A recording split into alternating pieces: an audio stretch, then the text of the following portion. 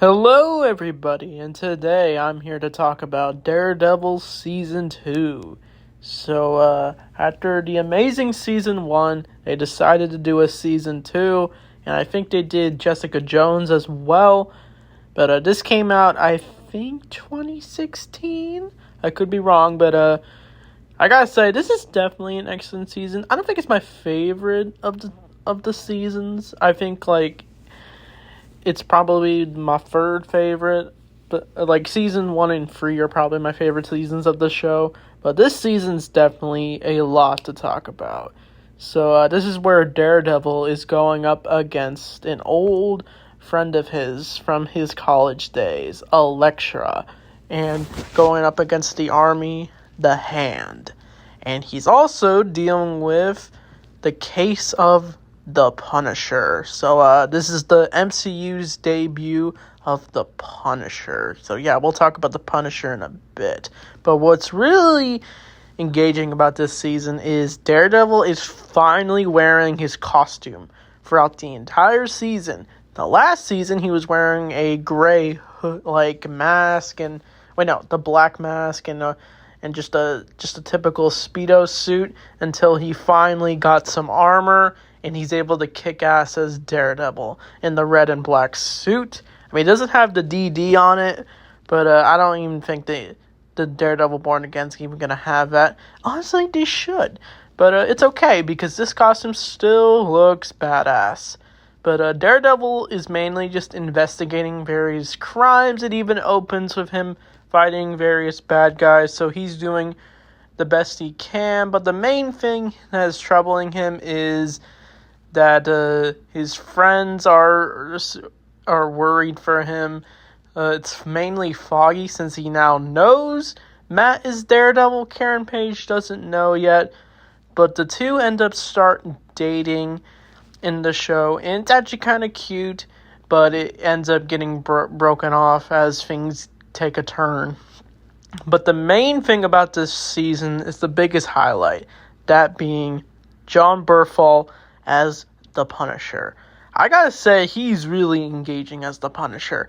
I'm not the biggest Punisher fan. I mean, I think the character is really violent and he's a killer. His backstory is actually fascinating, because the reason why he kills is because his family was murdered by criminals. And because of that, he basically just wants to murder as many criminals as he can. He literally even kills a bunch of criminals at a hospital, and literally it opens with a bunch of gang members trying to make their next move because Wilson Fisk is now in prison. But the Punisher ends up just killing them all, and it's very brutal stuff. And he's basically like if Batman decided to kill and actually use guns, but it's basically Batman going against his code. But this is where things do take a turn when the Punisher decides to kidnap Daredevil. After earlier in the episodes, he does shoot Daredevil in the head, but because he's wearing armor, he's able to survive the gunshot wound to the head. But he does get kidnapped by him, and we get this really good episode where Daredevil and the Punisher are having a debate about whether it's okay to kill people or not. But Daredevil tells him, hey, you killed a human being. I can't believe I just did that. But the Punisher's that's bullshit. Your system is broken. I gotta do whatever it takes to kill people. And I don't care what I do if I'm gonna achieve it. But Daredevil just keeps on debating him over and over. But when he does free himself from the Punisher, eventually the Punisher does turn himself in, and we do see the trial of the Punisher. And no one has any sympathy for him except for Karen Page, who actually thinks there's something going on with the Punisher. And she ends up digging, and she finds out the Punisher was actually... He actually used to be a veteran in the Army, but because he had some brain injury during the war, that's the reason why he's killing. But he honestly doesn't even care, because literally when he makes a testimony, he literally just yells, "I'm going to do it again, and I don't care what I got to do." But, the Punisher is really good throughout these episodes. I really couldn't see anyone else playing the Punisher in this. I've never even seen the Punisher movies. I know, like, other actors have played him, like Ray Stevenson, rest in peace. He's played him, but I don't know. I think Jon Bernthal basically tops the top Punisher actors. And eventually he even got his own show. But the other storyline, which could be considered the main storyline, is the stuff with Elektra. So, Elektra in this show, she's alright. I thought she was fine in this show. Even in the movies, she was alright. Like Jennifer Gardner. I could see Jennifer Gardner playing Elektra, but she wasn't given much to do since that movie was really silly. But I'll talk about the Daredevil movie. But Elektra in this show, her dynamic with Matt, you definitely feel it, but it's just like, it kind of just, I don't know, just kind of becomes a little cringe when you watch it a little. I know YouTubers like Chris Stuckman have criticized Elektra in this show, but I don't know. It's just like, I don't know. I just felt like it was the storyline, the love triangle was kind of just getting in the way of the main storyline of the show.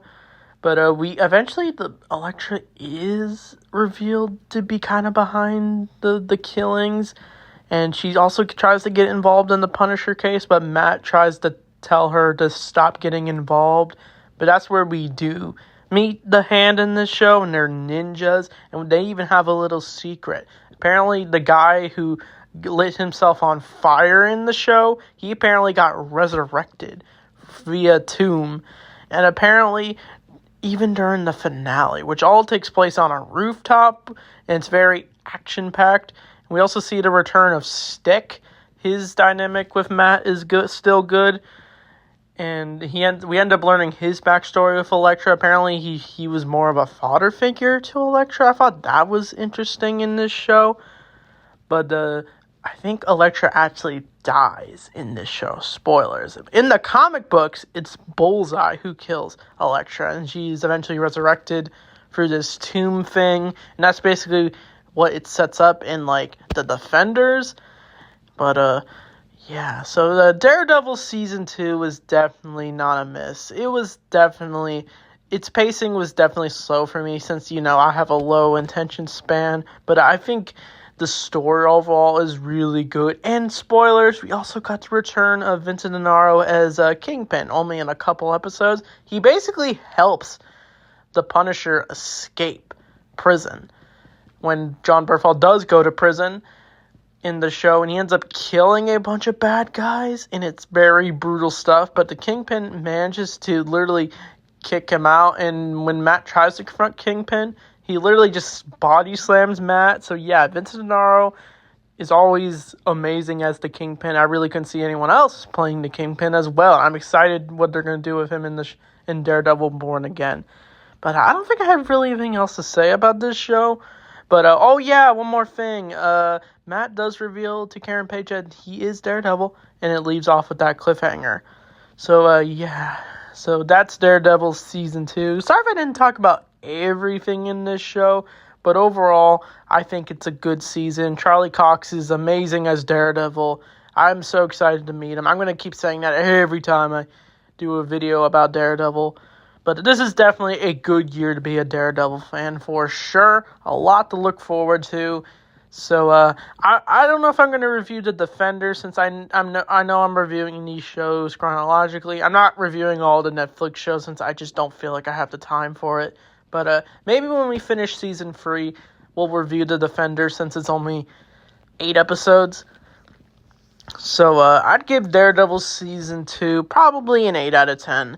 So, anyway, thanks for watching, and I'll see you all next time.